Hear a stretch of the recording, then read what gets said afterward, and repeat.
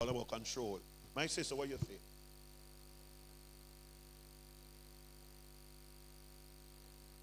Relation to worship. Control relation to worship. Elder.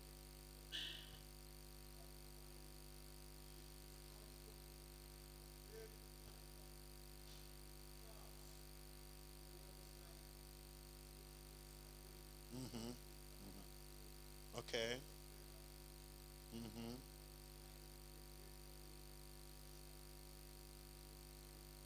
Mm-hmm. You regain that control. Mm-hmm. All right. Beautiful, beautiful, beautiful, beautiful. When was the first time in the Bible you heard the term? Where in the Bible was the first incident of a new world order agenda? Where in the Bible you can identify the first incident of a new world order agenda? Biblically, if you check the Bible, where first you find anything about a new or not a new world order, but a one world government? You said Genesis, the billionaire Tower Babel. You can put a little meat in that. Mm-hmm. Be scattered abroad, and in the event of a flood should come, they wanted to be secure in just one location. Okay, good, good. So Nimrod was the son of Ham. Ham was the son of Noah. Noah had three sons: Shem, Ham, and who? Japheth. Japheth. All right. Ham was the progenitor of the darker races of the earth. So you could say, based on the whole Moses writes and the translation on what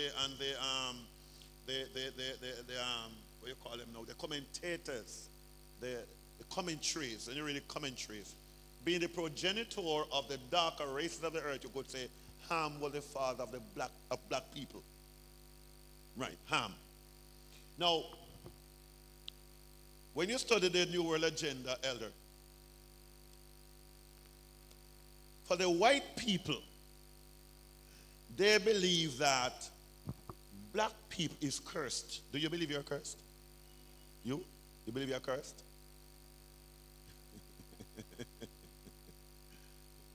Talk, man, talk. You can say something. What do you think? You listen. All right. Ella Eubanks, what do you think? Do you think the black people are cursed? The black race is cursed? So we're looking at the New World Order, but we just want to tie up some ends. Go ahead.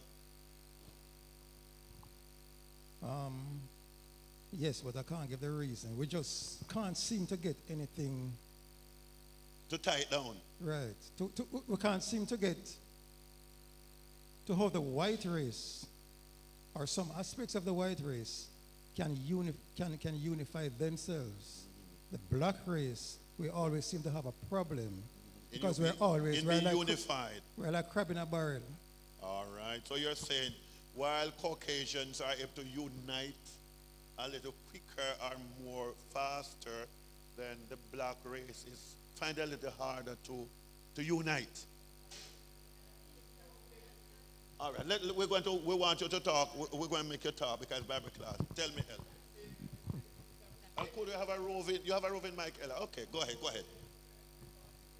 No, I think though, Uncle Andrew, that this thing about with the black people is because the white people, the white race, they did something to us, to put us against each other.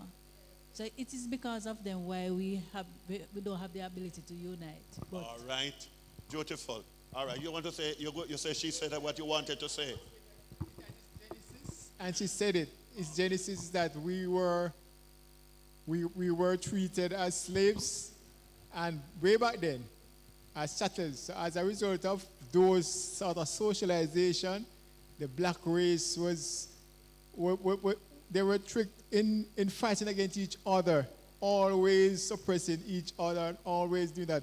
While the Caucasian race, they work together. They build together, they develop together, while the black race continues to fight among themselves, as Andrew said. All right. All right. Let us do a little history. Very not long, but we're going to do a little bit of history. All right. After the flood, when the earth was dried up, when the water dried up from the earth, the first thing Noah did was to plant some vineyards. Noah planted vineyards, grapes. And he had so much grapes, he never knew what to do with it. He had grapes. Noah made wine from the grapes he had. He drank and became drunk. In a drunken state, he laid naked in his tent. Now, when you look at biblical chronology, a child should not look on the nakedness of his parents. It was a curse from God for a child to see his father's nakedness. While Noah laid naked in his tent, Ham came in. Ham came in. He saw his father's nakedness. He went and he told Shem and Japheth of his father's nakedness. And he did not just tell them, Ella, he laughed at his father's nakedness.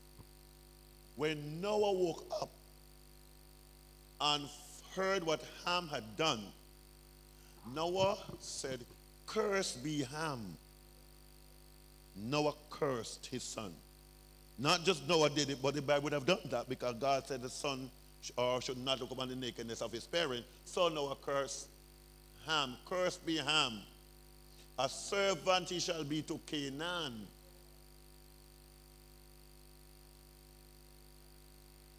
Now, based on the confounding of the language, so we're building up because we're going into the new world thing.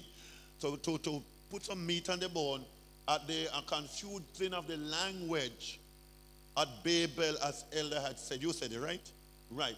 As Elder said, God confounded the language because Ham, not Ham, but Ham's son, Nimrod, led a rebellion against God for what God did at the flood.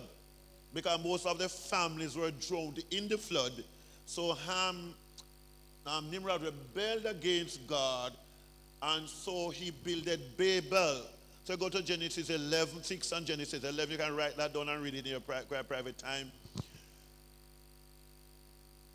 Nimrod challenged God in building the Babel. Say, if God decides to send a flood, we just go to the top of the tower, the flood cannot reach us.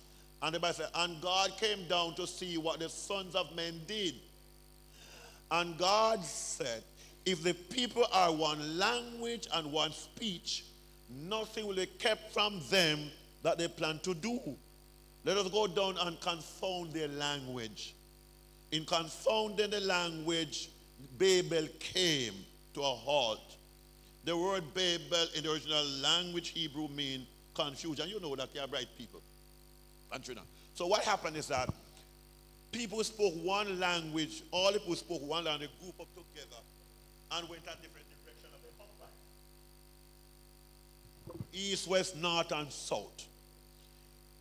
Those who were descendants of Ham went to where the sun was hotter. Those who were descendants of Shem went to where it was colder. And when they went to where it was cold, like they were what, one people and one language, but they had children and the planet Shinar, they came together. So when say the people who went to the North Pole or the North Circle, the North Pole Circle, they become lighter in complexion based on the climate. Because the North Pole cold, not true, Ella? And when you go to America, no matter how you're black and coarse, when you go there for 6 months to a year and a half and come back, you're kind of toned down, not true? Because of the cold. When you go to Canada, that's even worse, not true? If you go Iceland and Greenland and the North Pole, them places, you come back white people, not true? So those who went to where it was very cold, they became lighter in complexion, and over a period we call them Caucasian. But Ham's children went to where the sun was hotter. So if you're going to study the geography and the history, they went to the horns of Africa. So they became very black because the sun was hot. Are you getting what I'm saying? So I'm just building up the thing. So listen now, you could never find a white pharaoh. There is nothing called a white pharaoh or a white Egyptian, because the Egyptian could never be white Caucasian, right? Because they came from the Horn of Africa, upper Nile and lower Nile. So the color and the race changed based on where the people went at the confounding of the Tower of Babel. And so it is out of that that the complexion developed. But just to add very quickly as we go back to the New World Order.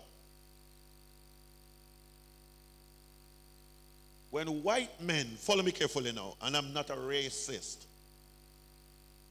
When white men were living in caves in Europe, black people were building the pyramids of Egypt. Because the pharaohs were never white. Are you getting what I'm saying, Ella? Yes, you can check the history. No bright people, check it out. The Egyptians were never white. Because the Egyptians, you had two deltas, Upper Nile and Lower Nile.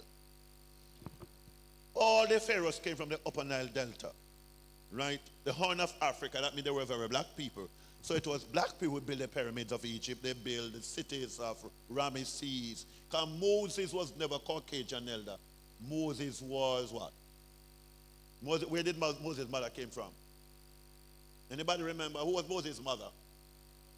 Jacob Edmond. Right. So they were darker people. So all, if today, if you tell me, elder, we want to go and find the Jewish people, you can't go to Israel to find the Jewish people. You have to go to Ethiopia to find the Jewish people, because the Jewish people are not white people. They are black people. The white people were picked up after about 1945, 1946, after World War II. The five major powers pick up some white people in Europe and settle them in Palestine or down in Israel and call them, they don't call themselves Jews, you know, what they call themselves? Zionists are Israelis. They're not Jews. Anyway, so the black people, we today were never cursed, but God now cursed Ham because of what Ham had done by looking at his father naked. But today, based on the whole New World Order, and with them meet in Davos, because every 2 years, the world's most influential men and the world's most wealthy men met in a place in Switzerland called Davos. Whenever I hear about Davos in Switzerland. And when they go to Davos, that's where they plan the New World Order. You have Agenda 2030, not true? You know about Agenda 2030? I have Agenda 2050. In these 2 time periods, everything that the New World Order people are planning must come true, right? This is why Trump is moving so fast, because the Agenda 2030 is catching up with him. And there are certain things that they must put in place, elder, to cement the New World Order before 2030 comes and goes. So he's moving, he's the avenue through which the New World Order is being pushed. All right. I'm going to share something with you here, and then we go to the passage. All right. In Matthew 24, verse 15, Jesus makes a profound statement. When Jesus was here, there was no New Testament. You know that? All right. There was only Old Testament. Jesus was here. So whenever Jesus preached and quoted scripture, he quoted from what? From what? The Old Testament. So in Matthew 24:15, Jesus quoted, he says, and when you shall see the abomination of desolation spoken of by Daniel the prophet, standing in the holy place, he who reads, let him what? Understands. So what Jesus was saying, the prophecy of Daniel, when the 7 thunders uttered their voices prophetically, Daniel was about to write what the thunder said. And the watcher said to Daniel, seal the book, close the prophecy. It's not for your time, it's for the time of the end. So what Jesus was doing, elder, Jesus was cementing the prophecy of Daniel in the book of Matthew. Right? And the book of, what do we call the book of Matthew in theology today? what we call the book? Huh? Huh? The Gospels. What do you say? The Gospels, right? What do you say? Synoptic Gospels? One of the synoptic Gospels. Anybody else? There's a terminology we use for Matthew. When you go study theology, this terminology, you have to remember it. They call it the eschatological. The eschatological book. The book of one big word, one little interpretation. And so them stay. Eschatological, this language, so all it means last day events. That's all it means. So that is what we call the eschatological book of the New Testament. Because while the other books, Matthew, Mark, Luke, and John, speaks also, Matthew gives an entire chapter of the book towards last day events. So Jesus quoted Daniel in the book of Matthew to say that last day events is very important for the church, and that we cannot tell the day and the hour when Jesus will come, but we should know the time in which he will come. So we cannot say coming next week, Wednesday at 4 o'clock. We can't say that. People have said time many times, and this is how the Jehovah's Witnesses church was formed. You know that. The Jehovah's Witnesses church was formed because they set time for Jesus to come. Right? And they keep setting time until 1912. Because did you know that the Jehovah's Witnesses were part of the Adventist church? Beautiful. You know, we are bright people. So when they come at me, I run them way. You know when I run them way, I say, so when I don't really run them way.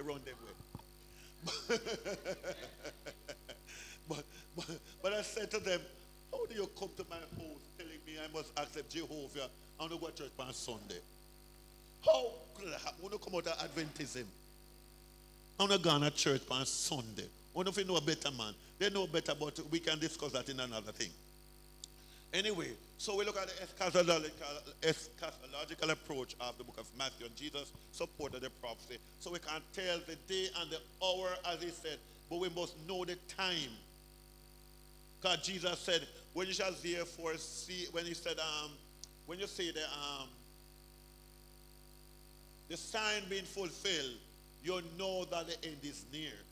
So we're going to watch the time, the signs. In the book of, in Great Controversy, Elder, the fall of Jerusalem, not one Christian died in the fall of Jerusalem. Not one. Because there was a Jewish church and there was a Christian church. Christian church was the church of the apostles that Jesus set up with the apostles, and they became disciples and they preached. But during the fall of Jerusalem in AD 70, not one of them died. Why? They were watching the signs. God, Jesus said, when you see the Romans surround Jerusalem, he that is on the house top. Now go back in the house to take out nothing.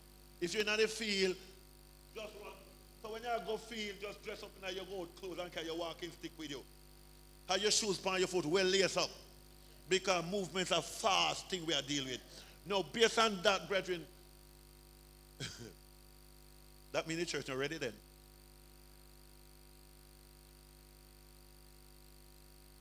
What do you think? Because see, if we are pilgrims, and pilgrims are ever on the move, not true? I love to watch documentaries of the nomads. I love to watch up in the Himalayas and Nepal and these countries where people live. They live here so for 6 months. And next 6 months then gone because grass done here, so you go on the sheep, them eat off the grass. You have to find one next place to go find grass to feed them thing. So they're always on the move. Now, we are not pilgrims like that, but we are spiritual pilgrims, am I right? And because we are moving fast, therefore, we cannot, brethren, even if we have a house, we must treat our house like a tent. What do I mean? We must be prepared, ready to move at any notice in a fast movement. Because it's not our home. So we should treat our houses like tents. Because what is happening when the prince get up and vex next week, and because they want money to deal with all of the scam thing, them and all of them say, listen, me going nationalize all of the bank them. You know how much Adventists are going mad? You know how much Adventists are going mad? Lose them head. Because the Bank of Nova Scotia in Jamaica is the Adventist bank. Adventist owned Bank of Nova Scotia.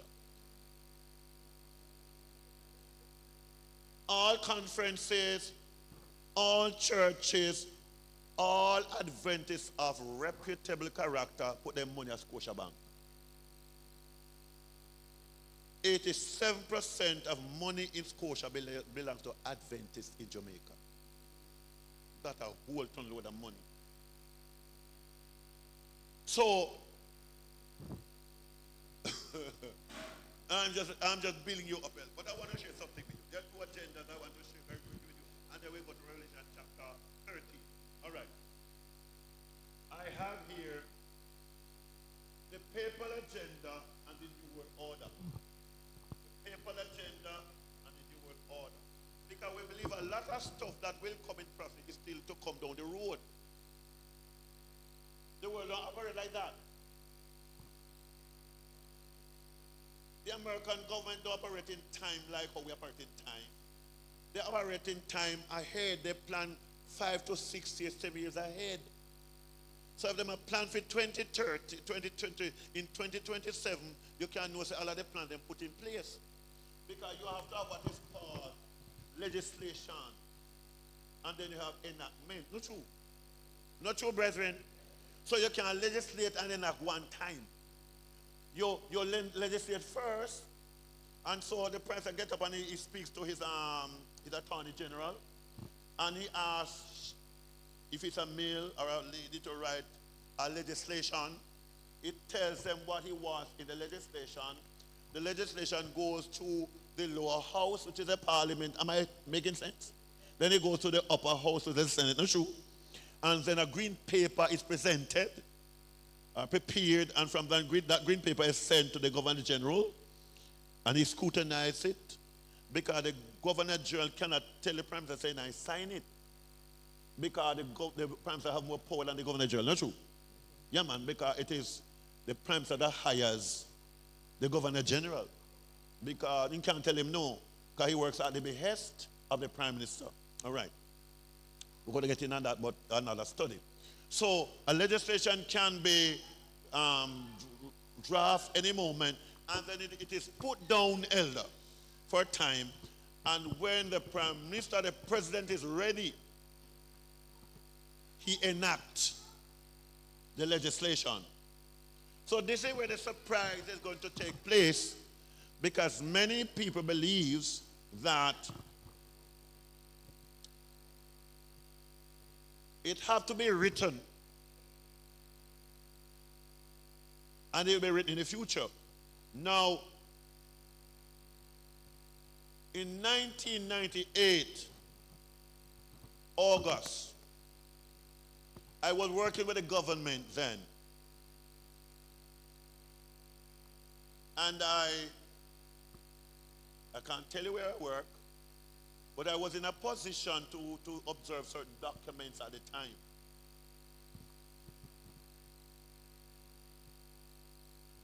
A document came across my vision, 1998. It was called the Lord's Day Alliance document, 98. The document was written by a man named Reverend Cleve Grant. Anybody ever heard the name? The older people would have known of Cleve Grant, right?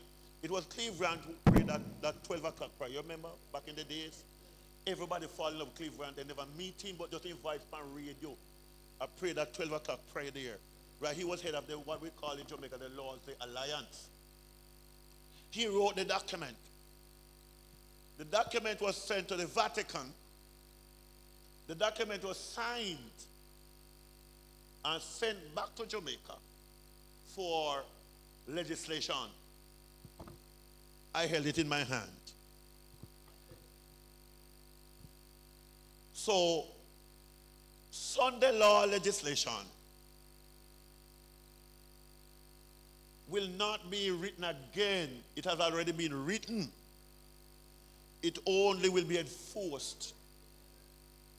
And on the document, there were the signatures of every influential Sunday minister in Jamaica.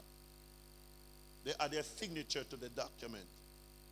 Because based on Revelation 13, they will have to add their power to the beast. Am I right? It will be the evangelical churches that will give the beast its power that we'll get into in a little while. But I'll share something very quickly with you. So I have here the papal agenda. And I want to show you the men who are going to lead out in moving America into the position where she will say we need to worship the first beast. They are already in place. They will not be elected. They have their position already. Let me read them. The names are here. All right. So, America's richest pastor is who?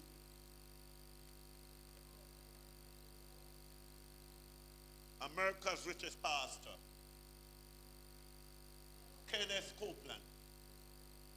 Kenneth Copeland is America's richest pastor. In every country, there is an evangelical minister who wear what we call the yoke of Rome. The yoke of Rome that drives the papal agenda. It is Kenneth Copeland. Kenneth Copeland is the first billionaire pastor America ever have. As of about 1999, 2000 to 2003, 4, he was the first billionaire pastor in America. All right. Following Kenneth Copeland is Joel Osteen,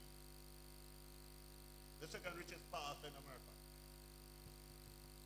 His total wealth, Joel Osteen total wealth is $410 million US. T.D. Jakes, $221 million US. Franklin Graham, that is the son of Billy Graham, he was $170 million. Pat Roberts is now deceased.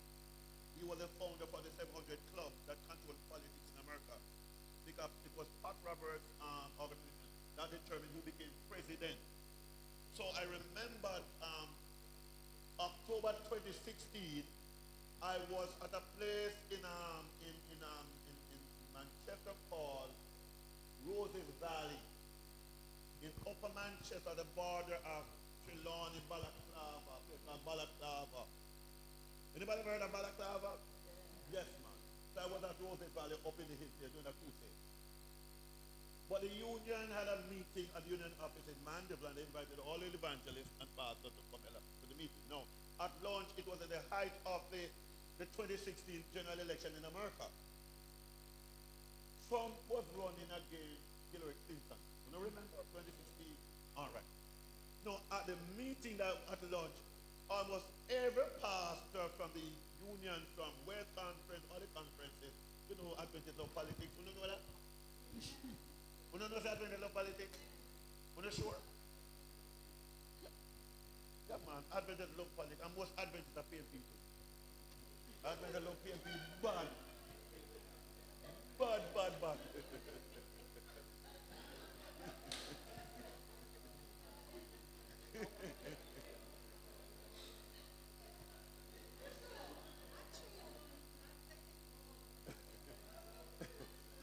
No, yeah.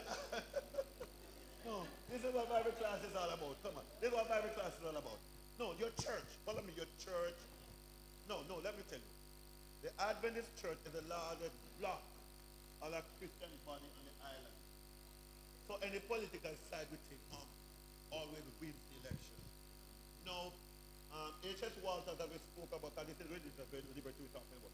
H.S. Walters, the founder of the Jamaica Union, it was the West Indies Union there. We call him Tim Walters. He founded the Jamaica Union back then. He was the first black president ever to come to NCU. No, NCU, West Indies College. But West Indies College, you didn't know West Indies College started as a racist college. Only white people and people of color could have gone up there. That's true, man. Your church racist back too, you know? We love politics and we're racist. It was when Tim Walters became president that black children could go to MC. But what happened to now? Tim, Tim, Tim Walters and um, what is Michael's father name? Norman. Tim Walters and Norman went to Hispaniola together. They fought in the war in Hispaniola, so they became friends. And when they came back to Jamaica, they continued to be friends. Tim was an Adventist. Norman was Tim's friend. And so Norman knew about the Adventist, very loved the Adventist church. When Norman took sick and was about to die, he asked Tim to take care of Michael, which was his son. So Tim Walters became advisor to Michael. So the church and Michael have a good, deep relationship. So because of that, that's why we do what we do. It's coming from, do you understand what I'm saying? There's no ulterior motive, it's just they did that because. Okay. All right. You must know your church too. So we, so we have Pat Roberts, we have Rick Warren, right? We have Creflo Dollar, we have Eddie Long, right? And these are, we have John Hagee. Anybody know John Hagee? Yeah, man. John Hagee, one of the ever racist man in the world. He hate people of color. They can't believe that Jesus already rebuilt the temple of Solomon. So they are no, where this is serious? They are no, they are no gathering the money to rebuild the temple of Solomon in Jerusalem. Now, what happened that cannot be built based on prophecy. Because when God spoke to Abraham after Ishmael was born, and Sarah said to either put out Ishmael, Abraham put out Ishmael, he didn't want to do that. So God said to him, listen to the voice of your wife, put out the bondwoman and your son. Abraham responded to that was, well, he's my firstborn. God responded with that in about chapter 16 up to 19 of Genesis, from 15 up. God said to Abraham, I have made a covenant with Ishmael. Remember, Ishmael was an Egyptian, right? That her mother, his mother name was Hagar, an Egyptian. So he was an Egyptian. So he said, I'll make a covenant with Ishmael. The desert shall belong to Ishmael. So all of the Sinai that Abraham occupied, based on God's promise to Abraham, belongs to the Islamic people, to the Muslim people. What Israel did by force in 1947 after World War II, America, England, the five major forces joined with Israel in the 16th war and took away all the land that belonged to the Palestinians and centralized it in about maybe 50 square miles of land, Gaza. 2.5 million people living in it. And put them out of the land, take the land from them. So Hagee believed in repatriation of the Jewish people. He believed in building the temple. So along with Trump, we got Trump's son-in-law, what's his name now? Married to Trump's daughter. He's a Jew, and he's the one who is now pushing to rebuild the mosque on the dome, on the rock. Anybody know what the dome on the rock is? Yes, man.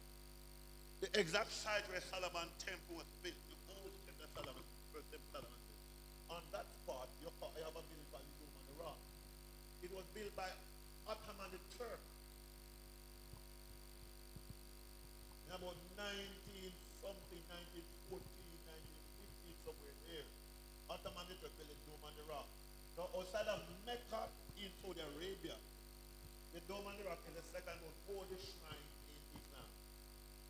So if you try to remove the dome on the rock to build back Solomon temple, the whole of the meat went to a wall. But that's what they have done. And they have Joyce Meyer. Everybody loves Joyce Meyer. She's a good teacher.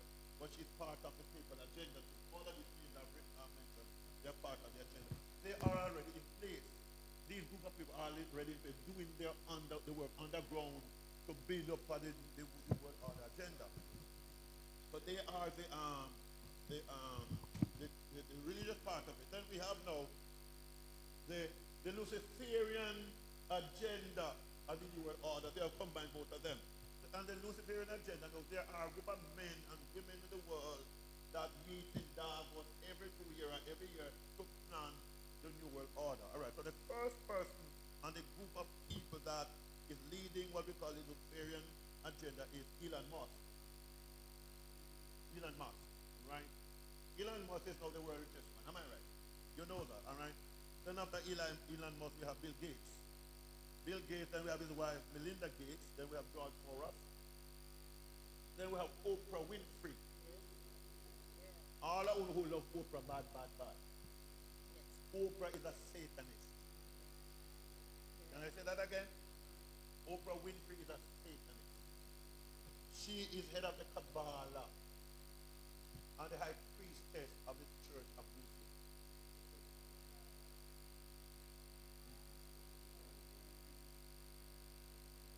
Now, Oprah controls 80% of the women that can stand it. They love Oprah like a cook.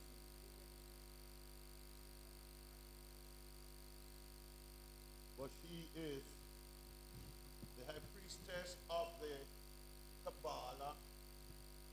And she took over from Alice A. Bailey. Everybody who read history, American history? Never hear about a woman named Alice A. Bailey? Alice A. Bailey had been a spiritual advisor to 5 US presidents. She wrote a book called The Lucifer's Trust, where she worked, that she's a Satan, she worshipped Lucifer.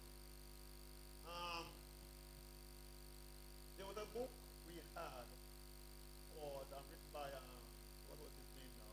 It was introduced into the church. What is his name now? He wrote this book. It will come back. I'll speak a little more and he'll come back to me. So you have Warren Buffett, you have Joseph Rockefeller, which is the head of the Rockefeller Foundation, you have Jeff Bezos, you have Michael Bloomberg, and all these men are part of what we call the Luciferian agenda. So they meet, brethren, and what they do, this is why it is always called a secret society. Being a secret society, what they do and say doesn't come to the front until they want it to come out. They were under the cover, put things into place, and then you have somebody move it through. So based on, we go now to Revelation 13, because based on Revelation 13, there are some things that the beasts from the earth must do. Do you believe that God works in the affairs of men, brethren? Do you believe that God works in the affairs of men? Do you believe that God works in the affairs of men and giveth rulership to whoever he chooses? He sets up kingdoms and he removes kingdoms. And a lot of time whom he chose to lead is not to our liking.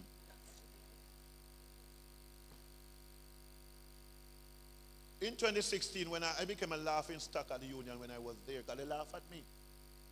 It was October. November was election in the United States. And they asked, who do we think, the leadership asked, who do we think would win the election? And I told them, Donald Trump. And they almost threw me off of the place. They almost threw me through the gate. They said, Cunningham, you're a man of prophecy. We respect you because you know prophecy. You teach prophecy, you study, you understand prophecy. But how could you believe that Donald Trump will win the election? You see, brethren, as Adventists, we have to look a little higher than we're looking.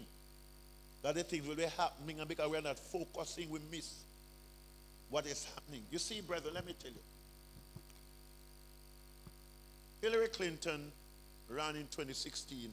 Okay, we talk about 13, so this is important for us. She ran in 2016. Now, Hillary Clinton was the wife of a twice most loved president of the United States. He ran 2 terms. Bill Gates. Bill Gates was the most loved. Bill Clinton was the most loved, or one of the most loved. Reagan was loved, but Bill Gates, Clinton was loved. What Bill Clinton did violates the office of the president. Nobody no say nothing. Can I be open and frank? Bill Gates, not Bill Gates, Bill Clinton. Bill Clinton had sex in the Oval Office on this presidential desk with Monica Lewinsky. His intern, he did that. Donald Trump didn't do that, and we hate Donald Trump like a pies, but we did love Bill Clinton, not true? Because we are favorite in everything. But people love Bill Clinton. They loved him. Bill Clinton was just this nice man that knows how to say the right thing at the right time. People love him. Because you know, sometimes it's not what the person do, we love them how they talk. People did love Michael bad. Huh? When you come a country, people are laid on the road, want Michael to walk on them. Love Michael. I think he was the most loved prime minister we ever had. And his premiership was not a very good one. Because he had some very bad men around him that did wrong things. He was a good person, but his men around him did bad things. But we love him because he could talk sweet. And Joshua man, and he come down country man, and he said, listen man, he said, no run the weed. And Rasta man love Michael.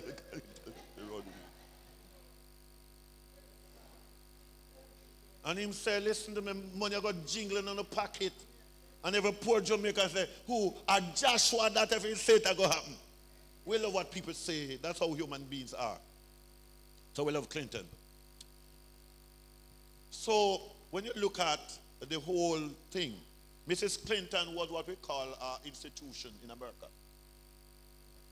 All of Wall Street, the major banks in America supported Clinton. The press, all the press, the media houses supported her. The rich and the famous Hollywood supported her. Listen to me. And she had the support of the Democratic Party. Luck. Then how did she lose? How she lost? It's God's job. A God work, brethren. We're fighting against God. You see, if the church was moving the word of God and preaching and teaching and following the process, God would have to do what he did now. But we sit down and lock back and God take away the work and deal with it himself. Because we have take too long and he has to come. There's a set time for him to come. And so he's working in his time. Because God can use any man. God said, when you read Daniel, God said, in the book of Isaiah said, I have chosen Cyrus, my anointed, to open the bronze gate of Babylon. How could God use make that statement when Cyrus was a pagan worshiping man? Worship idols and all of them something there. But God will use him to bring down Babylon so that Belshazzar fall down and the kingdom of Babylon came to an end. Because God tell Daniel in Daniel 2 said the head of gold must fall. And God have to use somebody to bring it down. So what God is doing, God is using people at a specific time to carry out certain function, and it has nothing to do with us. Whether we like it or not, God's work must be carried forward. And if you think it is bad in a 2016, he will landslide in a 2020. Because he won not just the electoral college votes, but he won the Congress, he won the Senate, and he won the popular vote.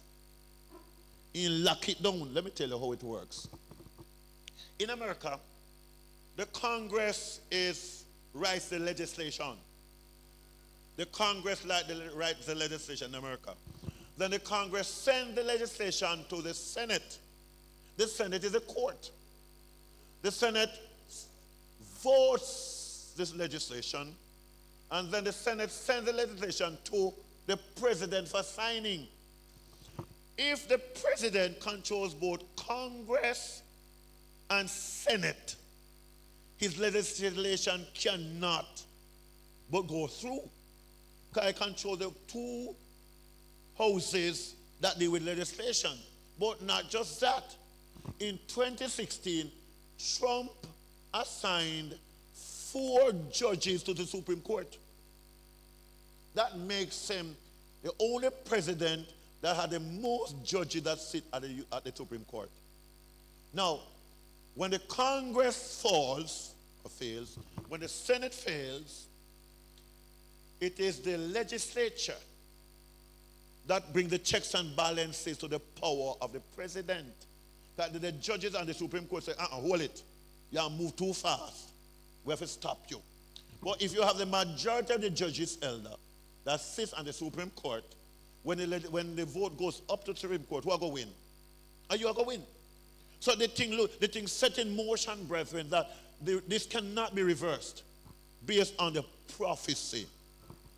So let us run to Revelation chapter 13, and you can tell when I'm to close. So we look at Revelation 13.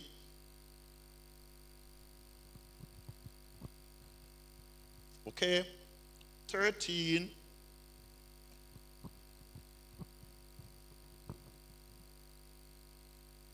Or just before we go to 13, Sister June, where are you? Sing this verse of a song. Let me go to the restroom and come back. Sing a verse of a song, please.